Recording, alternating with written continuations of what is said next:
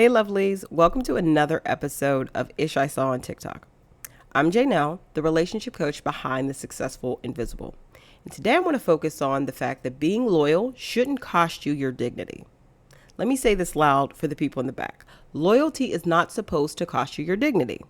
If you have to shrink, suffer, stay silent, or betray your own needs just to keep someone comfortable, that's not love. That's self-abandonment dressed up as ride or die. And in the Black community, it's far too prevalent.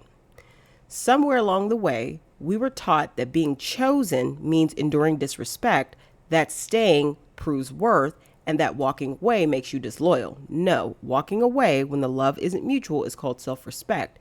And confusing loyalty with suffering is how people stay stuck in relationships that slowly drain them.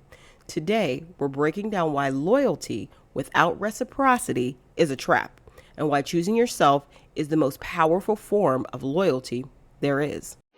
Yeah, I know you want to be loyal, but loyalty doesn't mean you have to give up who you are just to prove that you really care about somebody. You're allowed to leave when the love and the respect is not mutual. So, and God doesn't require you to sacrifice yourself just so somebody can say, yeah, she was a good one. You don't have to do that. Yeah, I know. I gotta go too. I'll call you later. A lot of people confuse loyalty with self-sacrifice.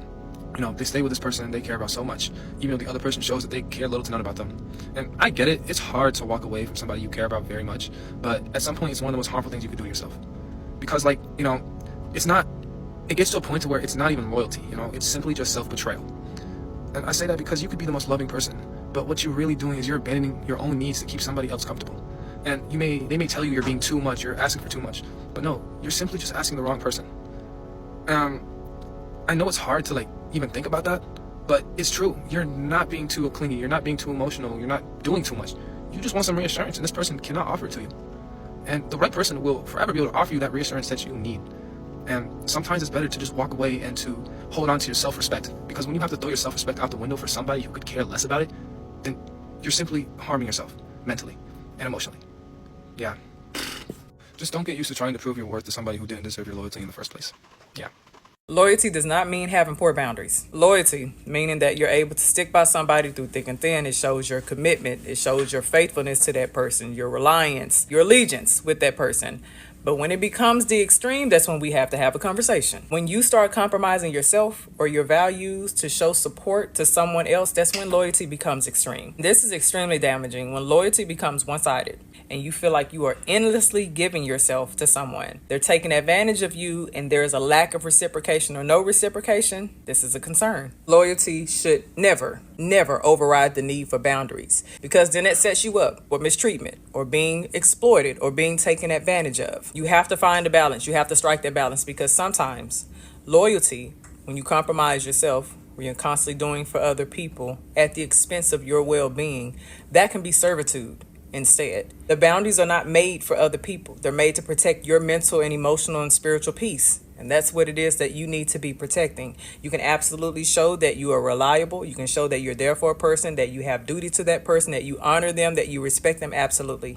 But it does not have to come at the expense of yourself. Pay attention to people's intentions, because sometimes we're loyal to people who have no intentions of being as loyal to us or loyal to us at all. And you really have to be mindful of that. And that's why I always say interactions always tell, right? We judge people by words and actions. Pay attention to their actions, not just by the things that they say. We need to see those words worked out. What are they showing you? If a person shows that they have low loyalty to you, no loyalty to you, you see that there's no intentions, there's no reciprocation, the reciprocity is low between you and that person, what it is that you two do for each other. If you feel like it is one-sided, there is a disconnect, step back.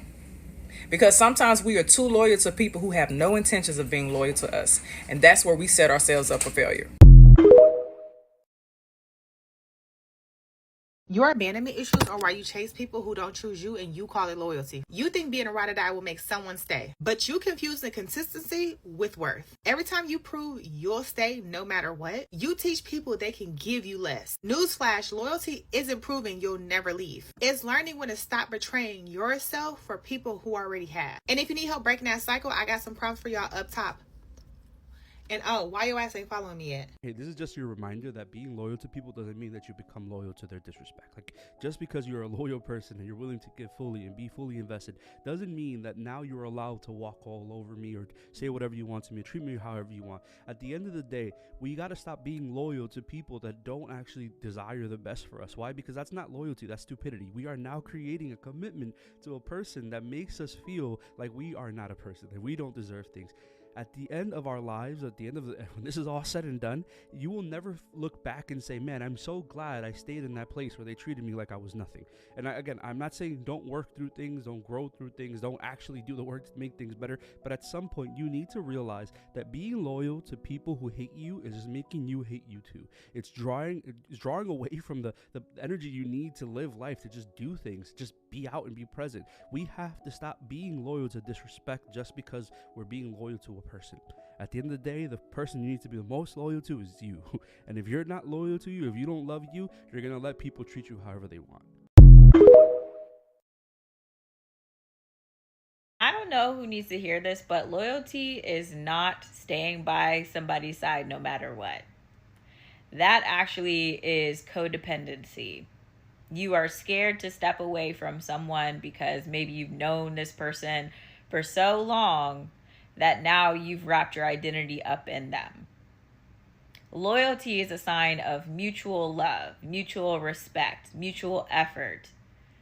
Codependency is hanging on to someone no matter what, and that, my friend, can be extremely dangerous.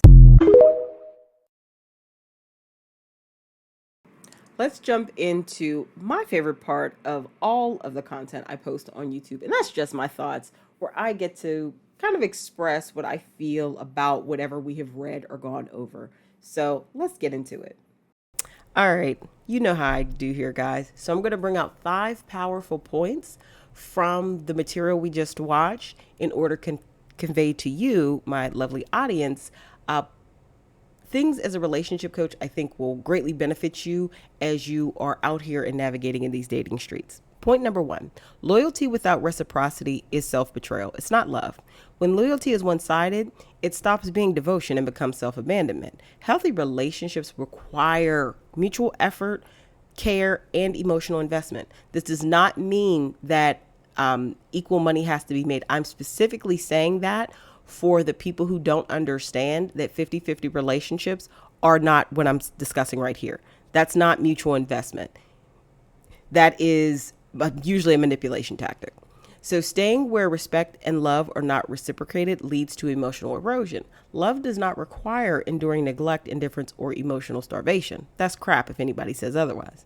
So studies on relationship satisfaction consistently show that perceived inequity, when one person is giving more than the other person, this is often a really strong predictor of emotional distress and burnout in those relationships.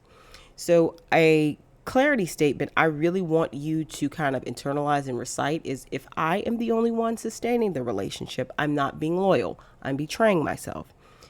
A lot of you need to probably take a hard look at your relationships and assess what you're really in. Point number 2, boundaries are not disloyal. They are a requirement for healthy attachment.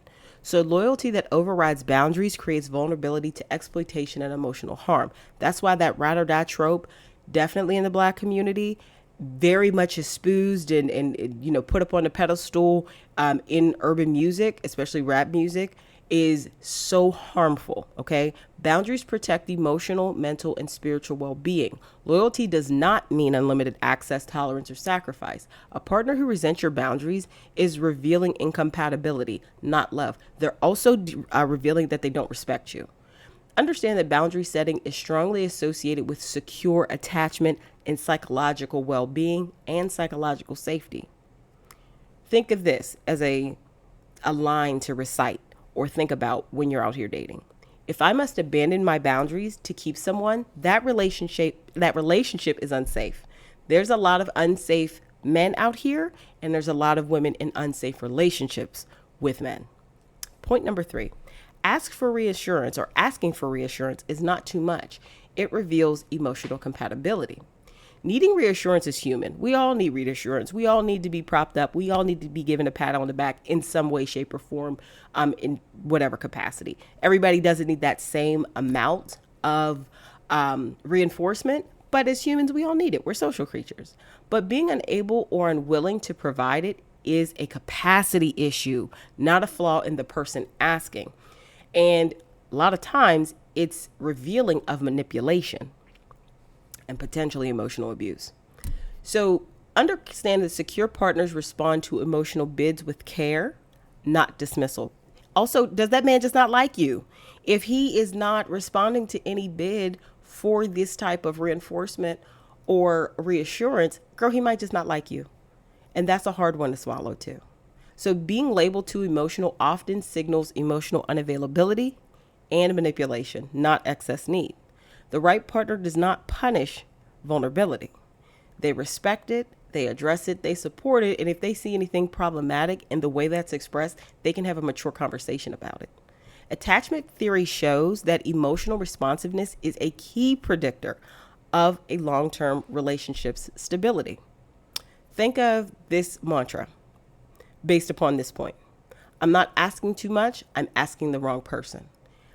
This goes, a little segue here, this goes true or rings true. Even ladies, you have your bag together. I'm going to go to finances.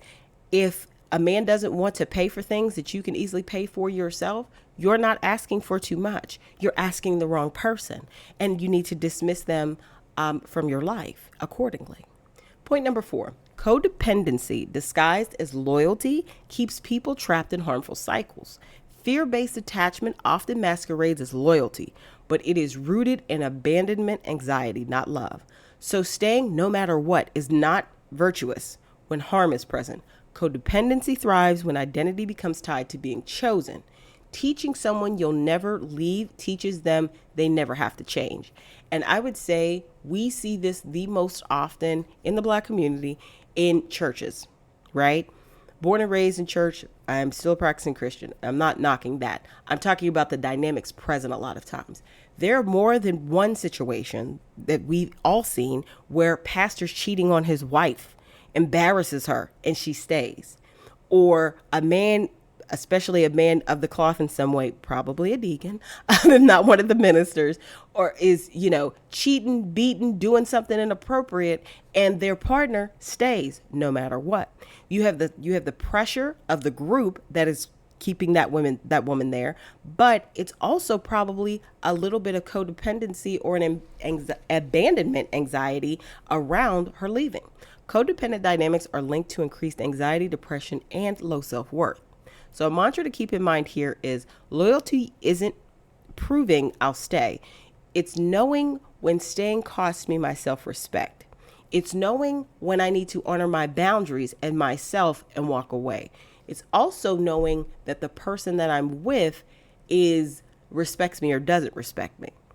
So understand you can perpetuate very harmful cycles when someone uses loyalty as a way to keep you there with them despite everything. Point number 5, self-loyalty is the foundation of healthy love. The most important loyalty a person can cultivate is loyalty, tongue-tied there, to their own dignity, values, and emotional health. Okay? So when you show you are loyal to yourself in terms of your dignity, your values, and emotional health, and you don't allow this relationship, this person, this situation to override that in order to keep you close, you're saying a lot. That is the foundation of very healthy love, including love for self. People rarely regret leaving disrespect. They regret staying so long. Remember that. Self-respect determines how others treat us. And if we allow disrespect, that will become normalized and the treatment will consistently get worse. You cannot build intimacy while abandoning yourself. So that's why a lot of times these ladies who are ride or dying with these men through jail bids and all this thing and baby mamas, they end up getting left in the end because you never built intimacy with this man because you kept abandoning yourself. And he also doesn't respect you. I go back to that a lot. Self-worth and emotional self-regulation are core predictors of healthy relationship choices. A mantra to keep in mind is this: if I'm not loyal to myself, I will accept treatment I would never advise someone else to tolerate. And a lot of times we see this over and over again, even on reality shows.